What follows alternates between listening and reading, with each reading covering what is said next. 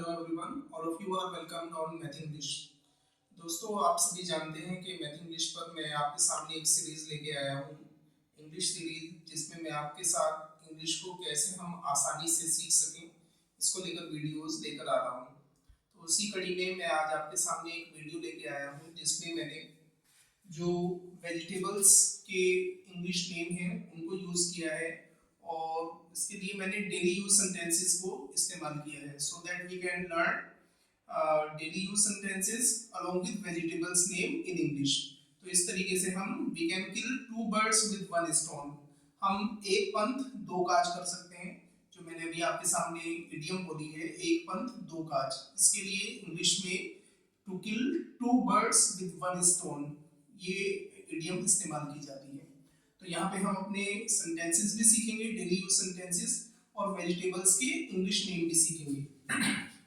तो जो फर्स्ट हमने सेंटेंस लिया है, that is cut the potato. तो इसका मतलब हुआ हिंदी में आलू को काट दीजिए। तो जब आपको किसी से कहना हो कि आलू काट दो, तो आप कह सकते हैं cut the potato. Next, means the onion. देखिए, प्रोनाउंसिएशन पे ध्यान देना है। I am calling it onion, not onion. Modern English में इसको अनियन बोला जाता है, ना कि ऑनियन। तो जब हम कहते हैं मीन्स द अनियन, यानी कि हम कह रहे हैं कि प्याज को बारीक काट दो। बारीक काटने के लिए हम टर्म इस्तेमाल करते हैं means. Next is grind the garlic. जो गार्लिक होता है, लहसुन, उसके लिए अगर आपको पीसना इस्तेमाल करना है, पीसने के लिए हम ग्राइंड टर्म इस्तेमाल करते हैं। तो ग्राइंड द गार्लिक यानी कि लहसुन को पीस दीजिए। Next, peel of the ginger. Ginger होता है अदरक, और पील ऑफ होता है छिलके को उतार देना। किसी भी चीज का जब आप छिलका उतारने के लिए बोले तो आप पील ऑफ कह सकते हैं। तो पील ऑफ द जिंजर का मतलब हुआ अदरक को छील दो। Next, gate the bottle gourd. Bottle gourd होता है आपका लौकी। तो जब आपको किसी से कहना हो कि लौकी को लाओ, या मार्केट से, बाजार से लौकी ले आओ, तो आप कह सकते हैं get the bottle gourd from market, या get the bottle gourd from vendor, जो वेजिटेबल्स सेल करते हैं उनके लिए। Next, I do not like bitter gourd. जो बिटर गोर्ड होता है, ये होता है करेला।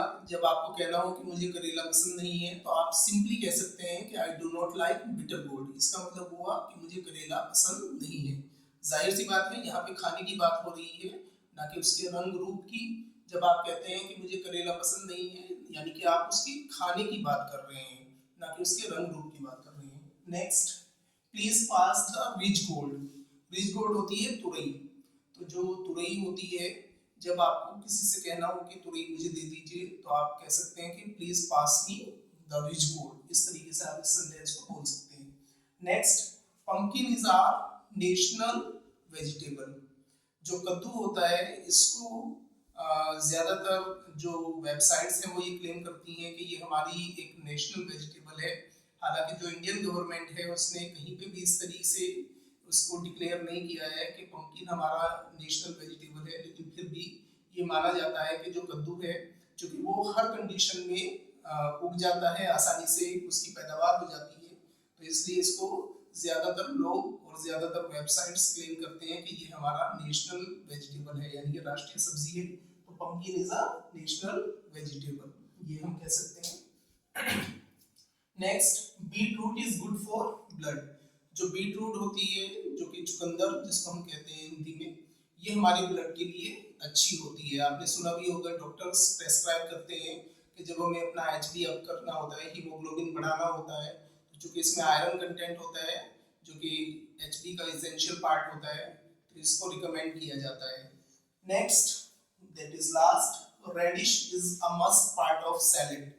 रेडिश यानी कि गाजर जो है, ये हमारे सलाद का एक अभिन्न अंग होता है, एक ऐसा पार्ट होता है जो हमारे लिए जरूरी होता है। तो आई होप कि आप इन सेंटेंसेस को अपने डेली रूटीन में इस्तेमाल करेंगे, और आप अपनी अंग्रेजी को आसानी से सीख पाएंगे। तो मिलते हैं एक नेक्स्ट वीडियो के साथ, तब तक के लिए गुड बाय।